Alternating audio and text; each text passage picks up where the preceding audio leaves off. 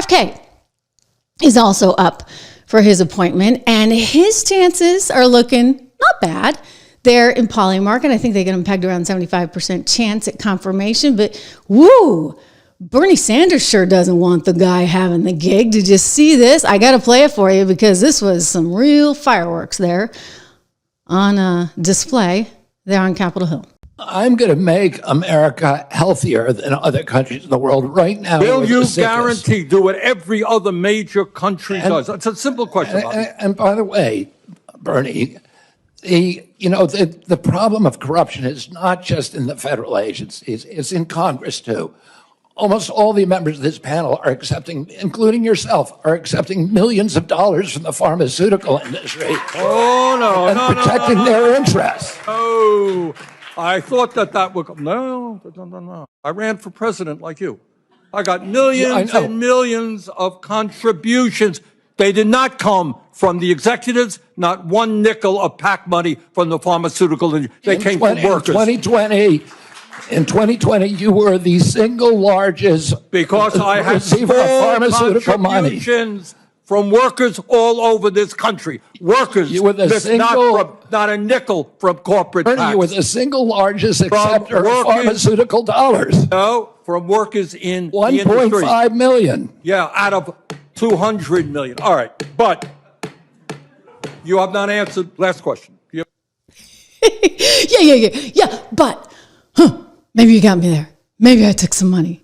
Oh, and then there was this little dust up you see with Elizabeth Warren. Like it just didn't stop with Bernie. You had to have the whole socialist brigade, I guess, against him. Elizabeth Warren versus, forgive me, not Bernie, RFK. This is something, guys. So, Mr. Kennedy, will you also agree that you won't take any compensation from any lawsuits against drug companies while you are secretary and for 4 years afterwards? Well, I'll certainly commit to that while I'm secretary. But I do want to clarify something because you're making me sound like a shill. I put together that case. I did the Science Day presentation to the judge on that case to get it into court without her hearing. Mr. Kennedy, it's just a really simple question. You've taken in $2.5 million. I want to know if you will commit right now that not only will you not go to work for drug companies, you won't go to work suing the drug companies and taking your rake out of that while you're a secretary and for 4 years after. It's just... I'll commit to not taking any fees from drug companies while I'm secretary. No, I'm asking about fees from suing drug companies. Will you agree not to do that? You're asking me to not sue drug companies, and I'm not going to agree to that, Senator. Drug companies as much as you want. I'm not going to agree to not sue drug companies or anybody. So let's do a quick count here of how, as Secretary of HHS, if you get confirmed, you could influence every one of those lawsuits. Well, let me start the list. You could publish your anti-vaccine conspiracies, but this time on U.S. government letterhead, something a jury might be impressed by. You could appoint people to the CDC vaccine panel who share your anti-vax views and let them do your dirty work.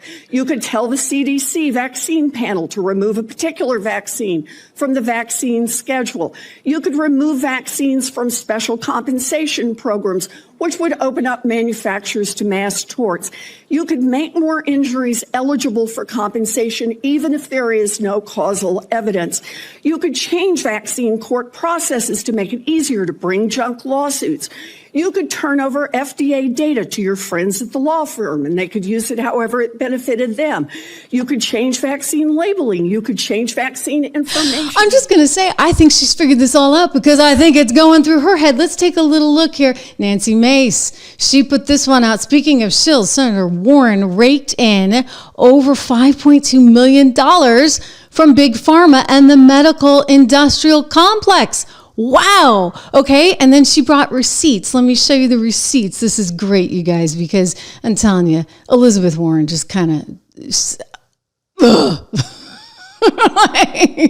me and Elizabeth Warren, not so much. Me and Bernie Sanders, not so much. Anyway, look at this. Hospitals and nursing homes, she got 1.6 million. Miscellaneous health, 600, is that right? $644,499. Pharmaceuticals, health products, $625,580. This is all according to Open Secrets, like it's all there. You know, you ought to be careful. A little more careful. Okay, here we get another one. Top industries, federal election data for Elizabeth Warren 2020 cycle. She got, from health professionals, $2.366 million. I mean, this is a lot of money, okay? And she sits there and says, well, I want to, unbelievable. So this was kind of a circus act, but they're threatened by him because you know what he's threatening? He's threatening transparency, something we kind of need. My approach to administration HHS will be radical transparency.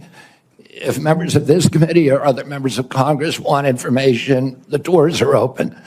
I've spent radical transparency, part of what we've been seeing, right? But they don't want that. No. I mean, I'll tell you.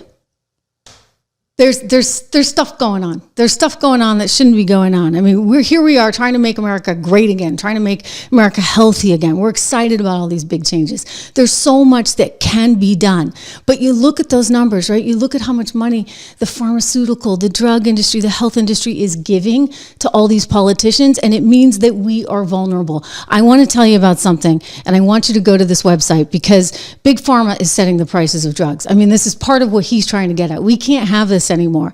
Already this year, they've raised the price on more than 575 drugs. They've got all kinds of anti-competition practices. They're blocking any kind of competition that you could see so that they can keep their prices artificially high on all these drugs. And they spend billions of dollars on stupid ads. I mean, you want to talk stupid ads. I can't even watch the news with my family anymore, for goodness sakes, because of their dumb, I won't say it, ads.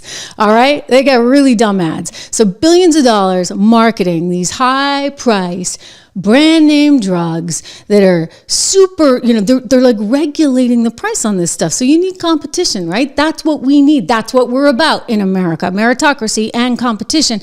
And now they're out there urging Congress to undermine the incentives, if you would, in the private healthcare market that help American workers and help American families get more money for savings on prescription drugs. So there's a group called Conservative for Lower Healthcare Costs, and they're out there and they're warning this, and I think this is important, so I want to tell you about it, especially in light of RFK. They're warning that Big Pharma is no friend to the Trump agenda or to the pocketbooks of the American people.